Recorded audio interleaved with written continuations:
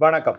இந்த வீடியோல நாம உலக நாயகன் மக்கள் நீதி மய்யம் கட்சியின் தலைவர் திரு கமல்ஹாசன் அவர்களுடைய அரசியல் நிலைப்பாட பத்தி தான் பார்க்க போறோம். போன எலெக்ஷன் வரைக்கும் திமுகவ மிக பலமா எதிர்த்துட்டு வந்தவர். இந்த எலெக்ஷன்ல திமுக, காங்கிரஸ் கூட்டணிக்கு ஆதரவு தெரிவிச்சிருக்காரு. அவர்களுக்காக பிரச்சாரமும் செய்றாரு. ஏன் இந்த மனநிலை மாற்றம்? அத எதிர்க்கட்சிகள் மிகவும் கிண்டல் அடிக்கிறாங்க. அவர புடிக்காதவங்க ரொம்ப கேவலமா பேசுறாங்க.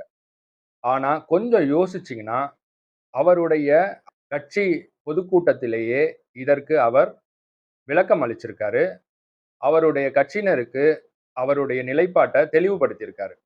அந்த தெளிவு எல்லாருக்கும் வரணும் அப்படின்ற ஒரு காரணத்துக்காக தான் இந்த வீடியோவ நான் போடுறேன். இத எத்தனை பேர் பார்த்து அந்த தெளிவு அடைவீங்கன்றது எனக்கு தெரியாது. ஆனா ஒரு 10 பேராவது அவர் புரிஞ்சுகிட்டா அது போதும் எனக்கு. இப்பொழுது மத்தியில் ஆட்சி செய்யும் இந்த ஒன்றிய அரசு மதவாத அரசு, இந்து அடிப்படைவாத அரசு, சர்வாதிகார மனப்போக்கை கொண்ட அரசு. தனக்கு வேண்டாதவரையும், தன்னை எதிர்ப்பவரையும் உள்ள தூக்கி போட்டு, அவர்களை அவர்கள் சுதந்திரத்தை, அவர்களுடைய கருத்து சுதந்திரத்தை முடக்கும் அரசு. அதற்கு பெரிய சாட்சி கேஜ்ரிவால் அவர்களுடைய கைது.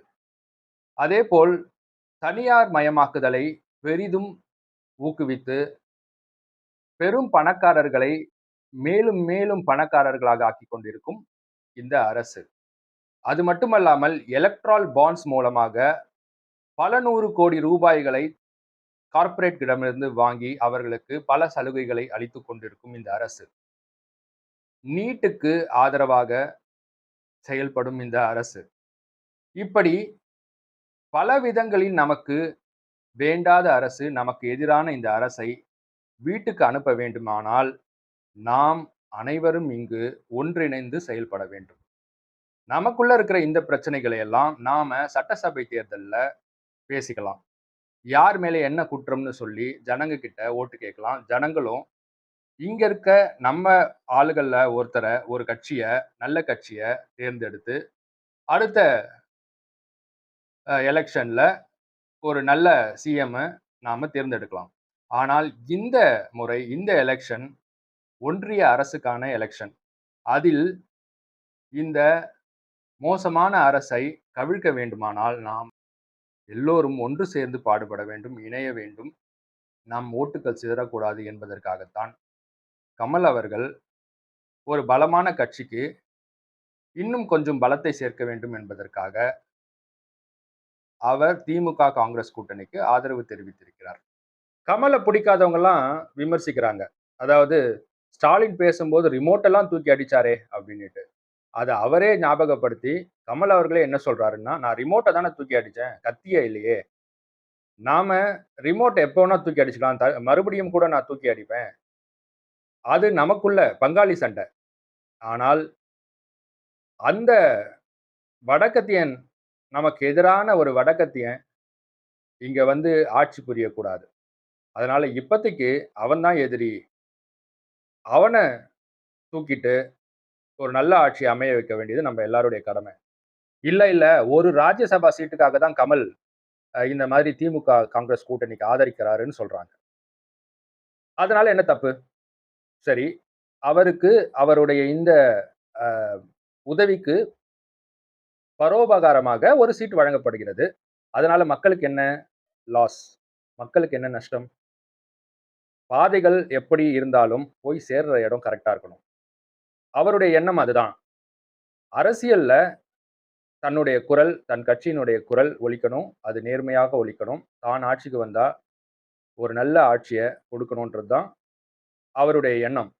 அதற்கு அரசியல் செய்து தானே ஆகணும். அதனால எப்படி வரோன்றது முக்கியம் இல்ல. வந்த பிறகு அல்டிமேட்டா என்ன செய்றோன்றது தான் முக்கியம்.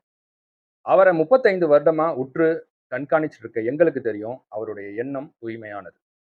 அதனால அவர் ஆட்சிக்கு வந்தாலோ, இல்ல ஒரு அதிகாரத்திற்கு வரும்போதோ, நிச்சயம் அவரால் முடிந்த நன்மையை மக்களுக்கு செய்வார். ஒரு நியாயமான, நேர்மையான ஒரு எம்பி ஆகவோ, எம்எல்ஏவாகவோ அவரால் இருக்க முடியும். அப்படித்தான் அவர் இருப்பார். அதுதான் அல்டிமேட் கோலாக இருக்க வேண்டும் இல்லையா? ஒரு கட்சிக்கோ, ஒரு நல்ல தலைவனுக்கோ. அது இருந்தால் போதுமானது. எந்த கூட்டணிக்கு போறாங்க, எப்படி போறாங்க, எப்படி ஜெயிக்கிறாங்கன்றதெல்லாம் அரசியல். அது மக்களுக்கு அந்த அளவுக்கு தேவையில்லாத விஷயம். வந்த பிறகு அவங்க என்ன செய்றாங்க? அதுதான் முக்கியம். அதில் அவர் மேல் எங்களுக்கு நம்பிக்கை இருக்கிறது. இதே மாதிரி தானே சீமானும் சொல்றாரு. காங்கிரஸையும், பிஜேபியும் இங்க உள்ள விடக்கூடாது. நமக்குள்ள சண்டை எப்ப வேணா செஞ்சுக்கலாம். ஆனால் காங்கிரஸும், பிஜேபியும் இங்க ஒரு சீட்டு கூட வாங்கக்கூடாதுன்னு தானே அவரும் சொல்றாரு. இன்னும் ஒரு படி மேலே போய், மோடி எங்க நிப்பாரோ, அவரை எதிர்த்து எதிர்த்து யாராவது ஒரு பலமான திமுக பிரமுகர் நின்றால், நான் அங்கே நாம் தமிழர் கட்சியில் யாரையும் நிற்க வைக்காமல், நானே அந்த ஒரு தொகுதியில் திமுகவுக்கு ஆதரவு அளிப்பேன் என்றே சொல்கிறார். அப்போ இவர் சொல்வதற்கும், கமல் சொல்வதற்கும் பெரிய வித்தியாசம் இல்லை. சத்திரியனாக இருப்பதை விட சாணக்கியனாக இருப்பதுதான் சிறந்தது. அதிலும் அரசியலில் நிச்சயம் சாணக்கியனாக இருப்பதே சிறந்தது. நன்றி. வாழ்க தமிழ், வளர்க தமிழ்நாடு, வாழ்க பாரத மணி திருநாடு.